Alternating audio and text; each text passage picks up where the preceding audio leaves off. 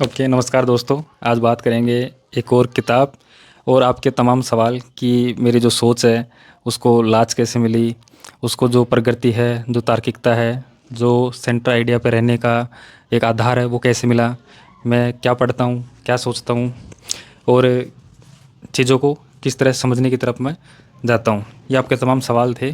जिसमें एक किताब है उसका पहले मैं जिक्र कर देता हूँ, ओगड नाम से, लिलोत्पाल मृणाल।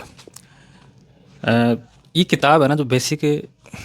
हाँ, बाबरी मस्जिद के टूटने का दौर और गुजरात के लोगों का, बीजेपी की एक पार्टी, आरएसएस, उस टाइम पे जो राम मंदिर का केस है, वहाँ के जो लोग हैं, जो चाय की थड़ी पे बैठ के क्या विचार कर रहा था, एक आम आदमी क्या सोच रहा था, आम क्या विचार था, उन चीज़ों को लेके ये समझ लो कि ये पूरी की पूरी किताब, जैसे चाय की थड़ी पे लोग, आम आदमी बात करता है ना, घरों में आम आदमी बात करता है, सेम वैसे सी किताब है।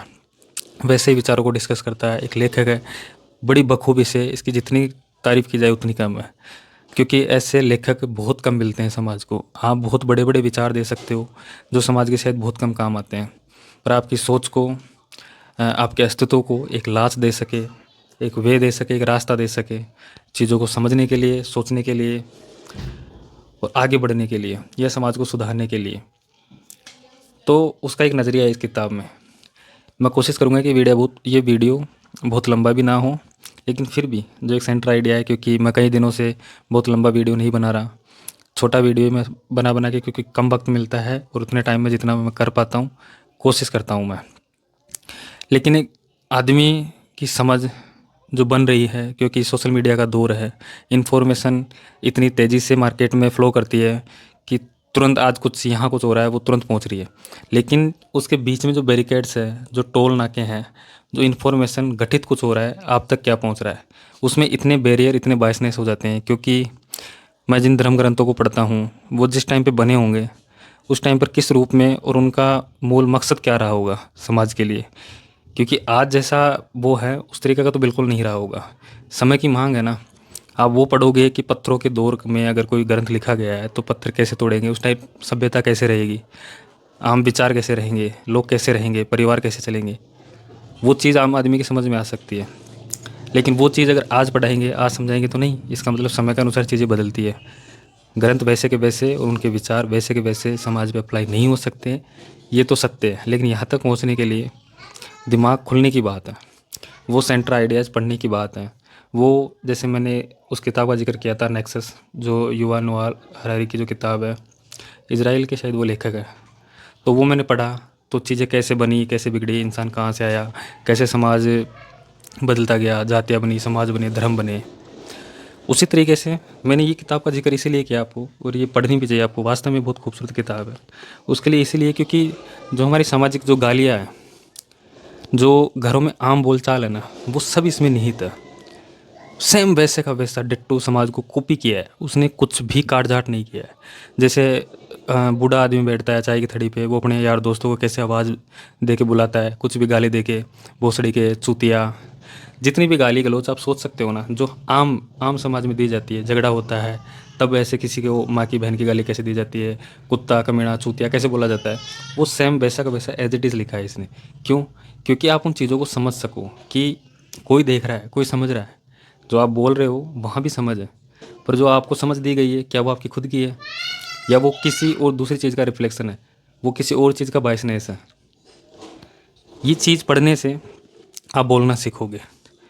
मैं जो चैनल बनाया हूँ, मैं जो आपके सामने बोल रहा हूँ, बहुत आसान है कहा जा सकता है, पर कितना आसान है ये नहीं करने से पहले पता रहता है। नहीं बोलने से पहले हर एक आदमी को बस ये लगता है कि कैसे बोलेंगे, कैसे बताएंगे, और मेरे बारे में लोग क्या सोच रहे होंगे, पहली लाइन। और इसके लिए आप बहुत सारी रील भी देखते हो। आप इन्फॉर्मेशन का वो जो आपका टुकड़ों में देखना है, वो सबसे खतरनाक है, क्योंकि वो आपको दिमाग को उस तरीके से गढ़ रहे हैं जो आपके कुछ काम का भी नहीं है, और आपको लग रहा है कि आपने बहुत कुछ जानते हो, आपने बहुत कुछ देखा है, क्योंकि आपने इन्फॉर्मेशन को टुकड़ों में देखा है, इतिहास को टुकड़ों में पढ़ा है। आपका कुछ कुछ खाने, कुछ कुछ हिस्से पता है आपको, कौन सा राजा, कौन सा युद्ध, कौन सा धर्म, कौन सा आदमी, किस टाइप, किस कॉन्टेक्स्ट में क्या बात बोली, उसका पूरा आधार नहीं पता।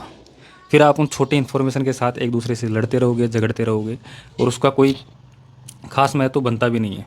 फिर आप उन लोगों की वाही करते रहोगे जो लोग थोड़ा ज़्यादा जानते हैं आपसे, जिसने थोड़ा अच्छे से पढ़ लिया। पर ये बात अपने आप में कोई खुददार ईगो वाली चीज़ है ही नहीं कि कोई आदमी कुछ थोड़ा बहुत जान ले और भगवान बन जाए। चूँकि यहाँ शिक्षा कम है इसलिए लोग भगवान बन जाते हैं। हर आदमी पढ़ लेगा तो ये टॉपिक ख़त्म हो जाएगा। फिर उसके बाद में ऐसे बाबा जो तुम्हें तुम्हारे ग्रंथों के लिए ज्ञान दे देते हैं, तुम्हारे समाज के लिए ज्ञान दे देते हैं, तुम ऐसे कर लो, भाई भाई मत लड़ो, परिवार में ऐसे खाओ पियो, ऐसे कूदो, ज़्यादा नाच मत करो, वहाँ मत जाओ, ये मत करो। इन ज्ञान की कतई ज़रूरत नहीं है। पर उनका कहना भी ठीक है क्योंकि हम पढ़ नहीं रहे हैं, लोग पढ़ नहीं रहे हैं। लोग अपने उन आम ज़िंदगी में उस तरीके से बिजी है। दूसरी चीज़, मेरी एक रील का जो सेंटर आइडिया था कि इतना मज़ा समाज को चाहिए ही नहीं जितना दिया जा रहा है। आपको एड्स के थ्रू, आपको तमाम वो तरीके, मूवीज़, रील्स और बहुत सारे ऐसे छोटे शो भी चलते हैं, बहुत सारे कॉमेडी शोज़। इतना मज़ा आदमी को चाहिए ही नहीं था जितना परोसा जा रहा है। पर चूँकि परोसा जाएगा तो आपकी सोच वैसी बनती जाएगी। आप 2 मिनट के लिए भी फिरे रहिए तो आपको लगेगा कि मज़ा चाहिए, मज़ा चाहिए। आप ओगड़ को पढ़ोगे तो देखोगे कि लोगों की ज़िंदगी में क्या था। क्या वो जी नहीं रहे थे, फिर वो मर गए थे। उनके पास साइंस कम थी, टेक्नोलॉजी कम थी, लेकिन फिर भी वो अच्छे से अपना जीवन जी रहे थे और चीज़ों को समझ भी रहे थे। आज के लोग जिस लेवल पे समझ रहे हैं ना, उससे ज़्यादा लेवल पे समझ रहे थे। ये बड़ी इंटरेस्टिंग चीज़ है। उनके पास इन्फॉर्मेशन इतनी नहीं थी, लेकिन फिर भी वो चीज़ों को समझ रहे थे। उनके पास न्यूज़ तुरंत नहीं आती थी कि बाबरी मस्जिद पे क्या हो गया, राम मंदिर बनेगा, कब बनेगा, क्या वहीं पे राम मंदिर था, नहीं था, कौन लोग हैं, कार सेवक कौन है, कहाँ से आए हैं, चीज़ें कैसे मारपीट हो रही है, हिंदू मुस्लिम कैसे हो रहा है। लेकिन फिर भी वो समझ रहे थे क्योंकि आम आदमी का कनेक्शन इतना ख़तरनाक था। लोग एक दूसरे से बात करते थे, एक दूसरे से जुड़ते थे। समाज में जो चर्चाएँ थी ना, वो आम थी। अब क्या है कि बैरियर खड़ा कर दिया सोशल मीडिया ने। सोशल मीडिया वही दिखाएगा जो उस बैरियर में सबका दिमाग एक खाँचों में फिक्स कर दिया, आदमी को कमरों में बांट दिया। तुम सब अलग अलग रूम में बैठ जाओ, क्या घट रहा है हम तुम्हें बताएंगे। तुम जहाँ बैठे हो, जिस बेड पे हो, जिस रूम में हो, वहीं बता देंगे तुम्हें।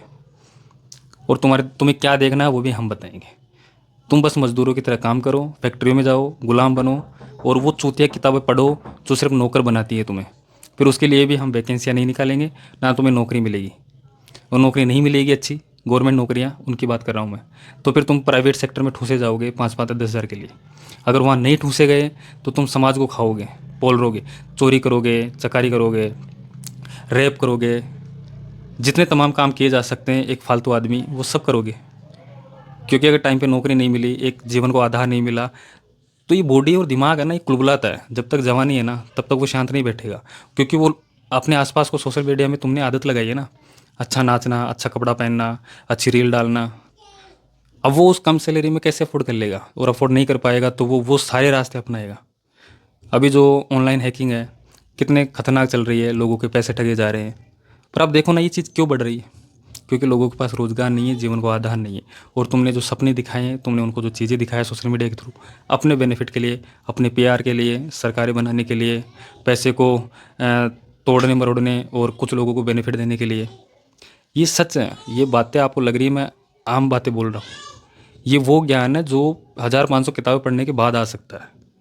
मैंने आपसे वादा किया था कि आपको मैं चीज़ें वैसे बताऊँगा जो एक आम आदमी को समझ में आ सके। सबसे निचले क्रम का जो आदमी है ना, उसको भी समझ में आ सके। अगर उसकी भाषा हिंदी है, हिंदी क्षेत्र के लिए मैं काम कर रहा हूँ। तो ऐसे तमाम चीज़ें हैं, लेकिन मोटा मोटी मेरा कवर हो गया। आज का वीडियो समाप्त करते हैं, इतना ही लंबा बनाना था मुझे।